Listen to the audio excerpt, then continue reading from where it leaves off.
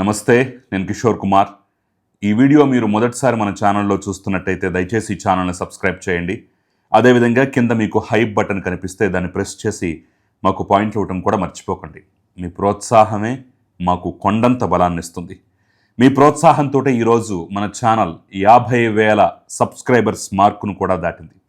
ఇప్పటి వరకు నన్ను ఆదరించిన వారందరికీ ఇదే రకమైనటువంటి ప్రోత్సాహం ఇంకా ముందు మీరు నా పట్ల చూపించాలని, కొనసాగించాలని చెప్పేసి మనస్ఫూర్తిగా కోరుకుంటూ వారందరికీ మరొక్కసారి శిరస్సు ఉంచి నమస్కరిస్తూ ధన్యవాదాలు తెలియజేసుకుంటున్నాను. ఇక ఈరోజు రాజకీయపరమైనటువంటి అంశాలు, హాట్ కంటెంట్, మసాలా కంటెంట్, వీటి జోలికి పోకుండా ఒక అద్భుతమైనటువంటి అంశం గురించి మాట్లాడే ప్రయత్నం, అందరికీ తెలియజెప్పే ప్రయత్నం, విశ్లేషించేటటువంటి ప్రయత్నం అయితే నేను చేయబోతున్నాను. ఈరోజు నేను తీసుకున్నటువంటి టాపిక్లో ముఖ్యమైనటువంటి పాయింట్లోకి వెళ్ళబోయే ముందు ఒక చిన్న మాట, రెండు మాటలు నేను చెప్పే ప్రయత్నం అయితే చేస్తాను. దీని గురించి గతంలో చాలామంది చాలా అవహేళనగా మాట్లాడారు. దీన్ని ఒక పగటి కలగా అభివర్ణించారు. మీరేంటి, మీ బ్రతుకులేంటి, మీకిది అవసరమా? ఎప్పటికైనా మీరు సాధించగలరా? ఇలాగే పగటి కళలు కంటూ ఉండండి, మీ జీవితం మొత్తం కళల కంటంతోనే సరిపోతుంది. ఆశకు కూడా హద్దుండాలి, ఆశపట్టానికి కూడా ఒక అర్హత ఉండాలని చెప్పేసి చిత్కారపు మాటలు మాట్లాడారు, అవమానించారు, అవహేళన చేశారు. కట్ చేస్తే ఈరోజు మీ నిర్ణయమే కరెక్ట్. ఎస్, ఇది ఆంధ్రప్రదేశ్ రాష్ట్రానికి, ముఖ్యంగా రాజధాని అమరావతికి అవసరం. ఇందుట్లో మా వంతు సహకారం మేము అందిస్తాం, ఇందుట్లో మేము పరిపూర్ణంగా మీకు సహకరించేందుకు సిద్ధంగా ఉన్నామని చెప్పేసి ఆంధ్రప్రదేశ్ రాష్ట్ర ప్రభుత్వానికి అనుకోని వరంలాగా కేంద్ర ప్రభుత్వం ఒక అద్భుతమైనటువంటి అవకాశాన్ని కల్పించింది. అనుకోనటువంటి వరాన్ని కూడా ఇచ్చింది. 1 కాదు 2 కాదు, 25,000 కోట్ల రూపాయల విలువైనటువంటి ప్రాజెక్ట్ని ఆంధ్రప్రదేశ్ రాష్ట్ర ప్రభుత్వానికి, ఆంధ్రప్రదేశ్ ప్రభుత్వానికి అనుకోని వరంలాగా, కానుకలాగా ఈరోజు కేంద్ర ప్రభుత్వం అందించింది.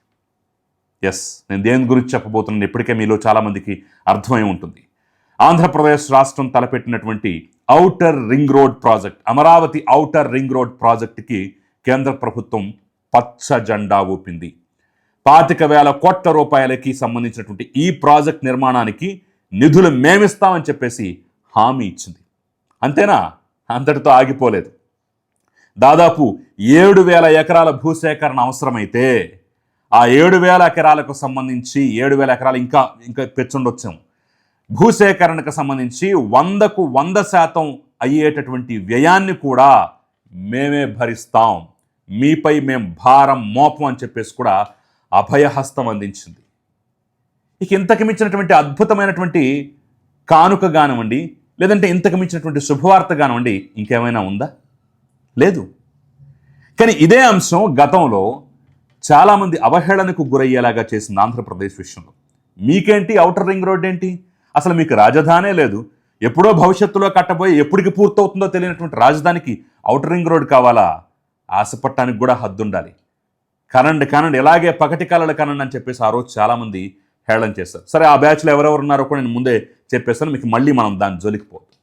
అయితే ఈ ఔటర్ రింగ్ రోడ్ యొక్క ప్రత్యేకత ఏంటయ్యా అంటే, హైదరాబాద్ మహానగరం చుట్టూ ఉన్నటువంటి ఔటర్ రింగ్ రోడ్ని తలదన్నే విధంగా ఇది ఉండబోతోంది. వైశాల్యం పరంగా చూస్తే దాదాపుగా 189 కిలోమీటర్ల ఔటర్ రింగ్ రోడ్ నిర్మాణానికి ఆమోదముద్ర వేసి పచ్చ జెండా ఊపింది కేంద్ర ప్రభుత్వం. గతంలో 70 మీటర్ల వెడల్పు ఉంటే చాలు, అంతకు మించి అవసరం లేదు అని చెప్పేసి తేల్చి చెప్పినటువంటి కేంద్ర ప్రభుత్వమే ఈరోజు మనసు మార్చుకొని దాదాపుగా 149 మీటర్ల వరకు వెడల్పు పెంచుకునేందుకు అవకాశం కల్పిస్తూ, అంటే తదనుగుణంగా భూసేకరణ చేసుకునేందుకు అవకాశం కల్పిస్తూ నిర్ణయం వెలువరించింది, పచ్చ జెండా కూడా ఊపింది. అదేంటి, గతంలో 70 అన్నారు, ఇప్పుడు అంతగా ఎందుకు విస్తరించాల్సిన అవసరం ఉందంటే, చంద్రబాబు నాయుడు ఒక పట్టాన 70 మీటర్లకు ఒప్పుకోలేదు. లేదు, భవిష్యత్ అవసరాలకు అవసరం మాకిది. రేపటి రోజున మళ్ళీ మనం దీన్ని విస్తరించాలనుకుంటే, పొడవు పెంచాలనుకుంటే, లేదంటే వెడల్పు పెంచాలనుకుంటే ఆ రోజున భూసేకరణ వ్యయం తడిసి మోపడవుతుంది. కాబట్టి ముందే మనం భూసేకరణ చేసి ఉంచుకుంటే ఈరోజు మనం ఎంత నిర్మించుకున్నా రేపటి రోజున విస్తరించుకోవడానికి అవకాశం ఉంటుంది అని చెప్పేసి అయితే పట్టుబట్టు కూర్చున్నారు. బహుశా ఈ పట్టుదల, ఈ పట్టుబట్టడం కూడా కొంత ఈ యొక్క ప్రాజెక్టులు వేగవంతంగా తీసుకువెళ్లకుండా ఆపిందేమో స్పీడ్ బ్రేకర్ లాగా అనేటటువంటి భావన కూడా చాలా మందిలో కలిగింది. ముఖ్యంగా ఈ ఔటర్ రింగ్ రోడ్ నిర్మాణానికి సంబంధించి 2014 తర్వాత ఎప్పుడైతే రాజధాని అనౌన్స్ చేశారో అప్పుడే ఆలోచన వచ్చినా కానివ్వండి, 2018 మొదట్లోనో లేదంటే చివరి నాటికో మొత్తానికి ప్రాథమికంగా ఆమోద ముద్ర వేసింది ఈ కేంద్ర ప్రభుత్వం. ఆ తర్వాత 2019 నుంచి బహుశా పట్టాలెక్కుతున్నాం ఎన్నికల తర్వాత నుంచి అనుకున్న భావన అందరిలోనూ ఉన్న 2019లో ఏం జరిగింది, జగన్మోహన్ రెడ్డి అధికారంలోకి వచ్చి ఏం చేశాడు, రాజధానినే పూర్తిగా చంపేసి 3 ముక్కలాట ఏ విధంగా ఆడాడు అనేది నేను ప్రత్యేకంగా చెప్పక్కర్లా. ఆ రోజు అతిపెద్ద అతిపెద్ద ఫుల్ స్టాప్ ఆ రోజు అక్కడ పడకపోతే ఈ పాటికి రింగ్ రోడ్ అనేది చాలా వరకు పూర్తయిపోయి ఉండేది. అమరావతికి మణిహారం లాంటి మన కలల స్వప్నం కూడా చాలా వరకు నెరవేరు ఉండేది.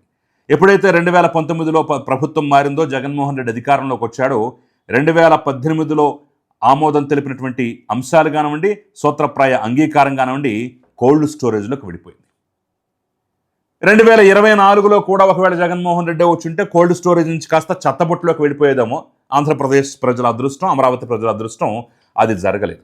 ఎప్పుడైతే 2024లో జగన్మోహన్ రెడ్డి దిగిపోయి చంద్రబాబు నాయుడు అధికారంలోకి వచ్చారో, ఆయన వేగంగా నిర్మించాలి అని తలపెట్టినటువంటి రాజధాని పనుల్లో భాగంగా ఈ రింగ్ రోడ్డు మీద అయితే ప్రత్యేక దృష్టి పెట్టారు. ఇక ఈ తర్జన భర్జనలో 70 మీటర్లు కావాలా, ఇంకొంత కావాలా, పెంచాలా, తగ్గించాలా అనేటటువంటి దాని మీద తర్జన భర్జనలు. హైదరాబాద్ మహానగరంలో నిర్మించేటువంటి రింగ్ రోడ్డు కన్నా ఇంకా పొడవు ఉండాలా, ఇదేంటిది, అవసరమా అనేటటువంటి అపోహలు, సందేహాలు ఇవన్నీ ఈ 2 ఏళ్ళు నడిచాయి. సో మొత్తానికి పట్టువదలన్నటువంటి విక్రమార్కుడిలాగా చంద్రబాబు నాయుడు వెంటపడి నితిన్ గడ్కరీ వెనకపడి, కేంద్ర ప్రభుత్వం వెంటపడి మొత్తానికైతే అనుకున్నది సాధించారు. అయితే ఇది ఎంత ముఖ్యమో చెప్పేటటువంటి మరొక అంశం ఏంటంటే, ప్రస్తుతం విభజిత జిల్లాలతో చూసుకున్నట్టయితే దాదాపు 5-6 జిల్లాల పరిధిలోకి వస్తుందట ఈ రింగ్ రోడ్డు.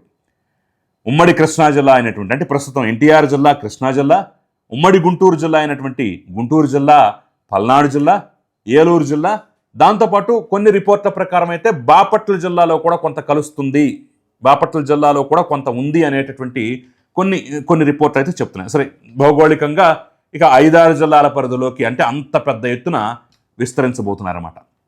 ఎందుకు ఇంత రింగ్ రోడ్ అవసరం అని చెప్పేసి మనం చూసుకున్నట్లయితే, ఈ రింగ్ రోడ్డు కనుక నిర్మాణం జరిగిందంటే రేపటి రోజున విజయవాడ మహానగరానికి, గుంటూరు మహానగరానికి ట్రాఫిక్ కష్టాలు, ట్రాఫిక్ ఇబ్బందులు చాలా వరకు తగ్గిపోతాయి.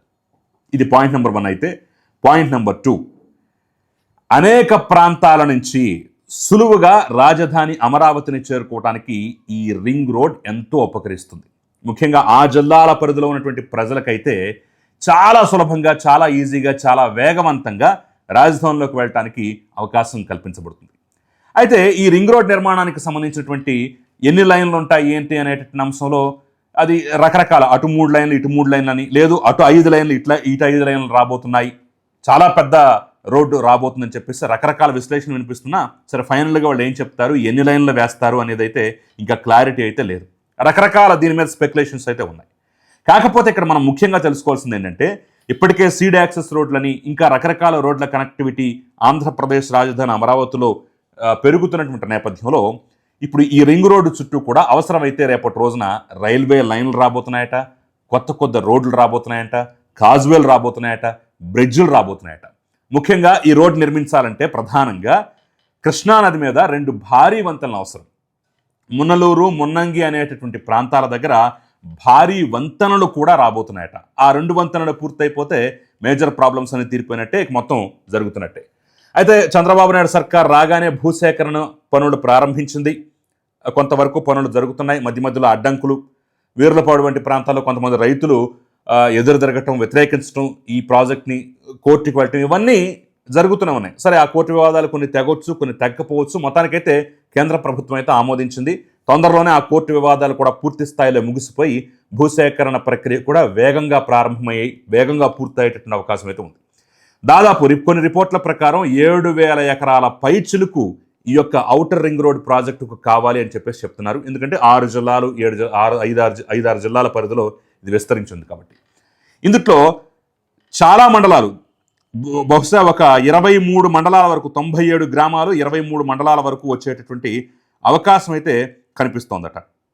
ఒక్కసారి మనం చూసుకున్నట్లయితే కొన్ని గ్రామాలు చెప్తాను, ఎన్ని గ్రామాలు కలుస్తున్నాయి, ఎక్కువగా గ్రామీణ ప్రాంతాలు ఏ రకంగా ఇందులో ఇన్వాల్వ్ అయి ఉన్నాయి అని తెలుసుకోవాలంటే ఈ జాబితా ఒకసారి చూడాలి.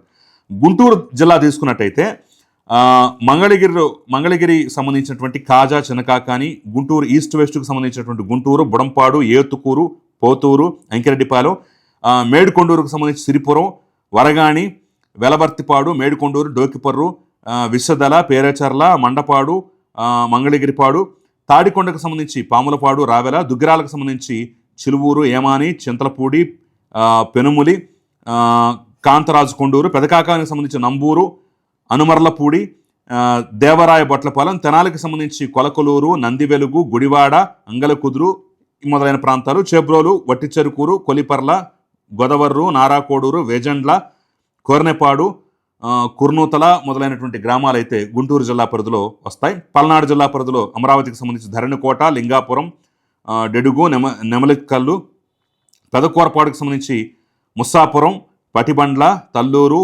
లింగంగుంట్ల, జలాలపురం, ఖమ్మంపాడు, కాశీపాడు. ఎన్టీఆర్ జిల్లాకు సంబంధించిన ప్రధానంగా చెప్పాను కదా వివాదం ఉన్నటువంటి వేర్లపాడు మండలానికి సంబంధించి పొన్నూరు, జగన్నాథపురం, తిమ్మాపురం, గూడెం మాధవరం, జుజ్జూరు, చెన్నారావుపాలెం, అల్లూరు, నరసింహారావుపాలెం, కంచికచర్లకు సంబంధించి కంచికచర్ల, మున్నలూరు, మోగులూరు, పెరకలపాడు, గొట్టముక్కల, కునికినపాడు, జీకొండూరు మైలవరానికి సంబంధించి జీకొండూరు, దుగ్రాలపాడు, పేట్రంపాడు, కుంటమక్కల, గంగినేనిపాలెం, కోడూరు, నందిగామ, మైలవరం, పొందుగుల, గణపవరం ఇవి ఎన్టీఆర్ జిల్లాలో వస్తాయి. కృష్ణా జిల్లాకు సంబంధించి గన్నవరం, బాపులపాడు, ఉంగుటూరు, కంకిపాడు, తోట్లవల్లూరు మొదలైన మండలాల్లో సగ్గూరు, బండంగూరు, అంపాపురం, పొట్టిపాడు, మారెడమూక, కోలవెన్ను, దావులూరు, రొయ్యూరు, బొడ్డపాడు, చిన్నపులిపాక, వల్లూరు.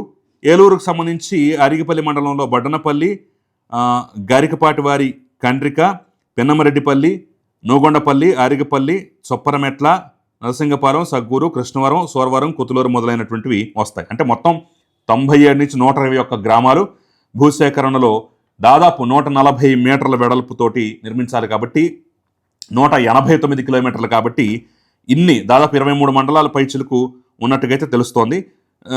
సో కృష్ణా జిల్లాలో వచ్చేటటువంటి పెద్ద వంతెనలతో పాటుగా అనేక చోట్ల ఇంటర్చేంజ్లు వస్తాయంట, ఫ్లైఓవర్లు వస్తాయంట, టన్నెల్ వస్తాయంట.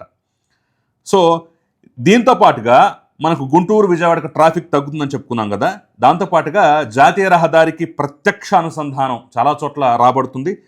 ముఖ్యంగా పారిశ్రామిక కారిడార్లు, లాజిస్టిక్ పార్కులు, ఉపాధి అవకాశాలు పెరిగేటువంటి అవకాశం అయితే ఉంది. ముఖ్యంగా ఈ యొక్క ఔటర్ రింగ్ రోడ్ని బేస్ చేసుకుని రియల్ ఎస్టేట్ కూడా పెద్ద మొత్తంలో పెరిగేటువంటి ఛాన్స్ ఉంది. ఇప్పటికే ప్రతిపాదిత ప్రాంతాలు ఏవైతే ఉన్నాయో అక్కడ రియల్ ఎస్టేట్ కొంత బలంగా ఉంది.